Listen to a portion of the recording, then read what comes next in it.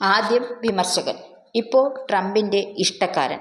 പറഞ്ഞു വരുന്നത് 50ാമത് American vice പ്രസിഡന്റായ ജെ.ഡി. വാൻസിനെ കുറിച്ചാണ്. റിപ്പബ്ലിക്കൻ നേതാവായ ജെ.ഡി. വാൻസിനെ US വൈസ് പ്രസിഡന്റായി നിയമിച്ചത് പ്രസിഡന്റായി തെരഞ്ഞെടുപ്പിലൂടെ ചരിത്ര വിജയം കുറിച്ച ഡൊണാൾഡ് ട്രംപാണ്.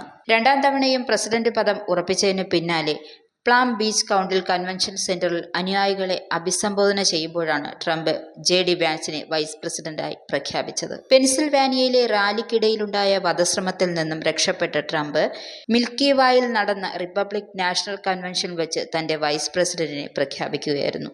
അത് തികച്ചും സർപ്രൈസ് നിറച്ചുകൊണ്ടായിരുന്നു ഈ പ്രഖ്യാപനം. അദ്ദേഹത്തെ വേദിയിൽ വിളിച്ചു വരുത്തിയ ശേഷമായിരുന്നു ഈ പ്രഖ്യാപനം നടത്തിയത്. ഒഹായോയിൽ നിന്നുള്ള US സെനറ്ററാണ് ജെ.ഡി. വാൻസ്. 8 വർഷം മുമ്പ് ട്രംപിന്റെ കടുത്ത വിമർശകനായിരുന്നു എങ്കിൽ പോലും അദ്ദേഹത്തിന്റെ ജനകീയ പദ്ധതികളുമായി സഹകരിച്ചിരുന്ന വ്യക്തി കൂടിയാണ് ജെ.ഡി. വാൻസ്. അതുകൊണ്ട് തന്നെ തന്റെ വൈസ് പ്രസിഡന്റ് ആകാൻ ഏറ്റവും അനുയോജ്യൻ വാൻസ് ആണെന്ന് ട്രംപിന്റെ അഭിപ്രായം. വൈസ് പ്രസിഡന്റ് എന്ന നിലയിൽ ജെ.ഡി. ഭരണഘടനയ്ക്കു വേണ്ടി പോരാടുന്നത് തുടരും, സൈനികർക്കൊപ്പം നിൽക്കും, അമേരിക്കയെ വീണ്ടും മഹത്തരമാക്കാൻ തന്നെ സഹായിക്കുമെന്നും ട്രംപ് പറയുന്നു. വാൻസിനെ തെരഞ്ഞെടുത്തതിലൂടെ ഈ തെരഞ്ഞെടുപ്പിൽ ഡൊണാൾഡ് ട്രംപ് പ്രാധാന്യം നൽകുന്നത് മിഡ് വെസ്റ്റിലെ പ്രധാന സംസ്ഥാനങ്ങളായ പെൻസിൽവാനിയ, മിഷിഗൺ, വിസ്കോൺസിൻ എന്നിവയിലാണെന്ന് കണക്കാക്കാം. ഒഹായോയിൽ ഒരു ദരിദ്ര കുടുംബത്തിലായിരുന്നു വാൻസിന്റെ ജനനം. Ohio University, Yale Law School എന്നിവിടങ്ങളിലായി വിദ്യാഭ്യാസം പൂർത്തിയാക്കി. പിന്നീട് US സൈനികനായി പ്രവർത്തിച്ച വാൻസ് ഒഹായോയിലെ കുട്ടിക്കാലത്തെയും കുടുംബത്തെയും കുറിച്ച് എഴുതിയ ഓർമ്മക്കുറിപ്പ് ഹിൽ ബിലി എലജി വലിയ ജനശ്രദ്ധ നേടിയിരുന്നു. ഒഹായോയിൽ ട്രംപിന് വോട്ട് കൂട്ടുന്നതിന് വാൻസിന് വലിയ പങ്ക് വഹിക്കാൻ കഴിയുമെന്നാണ് വിലയിരുത്തിയത്. ജെയിംസ് ഡേവിസ് വാൻസ് എന്ന ജെ.ഡി. വാൻസ് അമേരിക്കൻ രാഷ്ട്രീയ പ്രവർത്തകനും എഴുത്തുകാരനുമാണ്.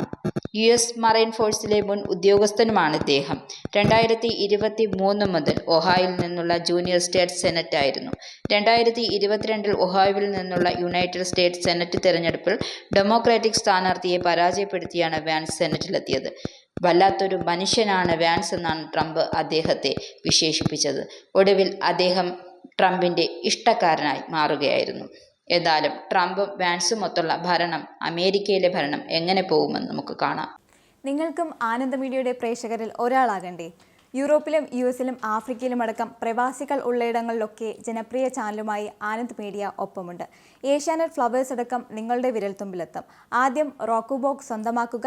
അതിൽ നിന്നും ആനന്ദ് മീഡിയ ആപ്ലിക്കേഷൻ ഡൗൺലോഡ് ചെയ്യുക, ഇൻസ്റ്റാൾ ചെയ്യുക. എന്നിട്ട് 02085866511 എന്ന നമ്പറിൽ ഞങ്ങളുടെ കസ്റ്റമർ കെയറിൽ ബന്ധപ്പെടുക. അല്ലെങ്കിൽ +91 735 660 3747 എന്ന നമ്പറിൽ വാട്സപ്പ് ചെയ്യുക. ആനന്ദ് മീഡിയയുടെ സേവനങ്ങൾ സ്വന്തമാക്കുക. മറ്റു ചാനലുകൾക്കൊപ്പം ആനന്ദ് TVയും എൻജോയ് ചെയ്യുക.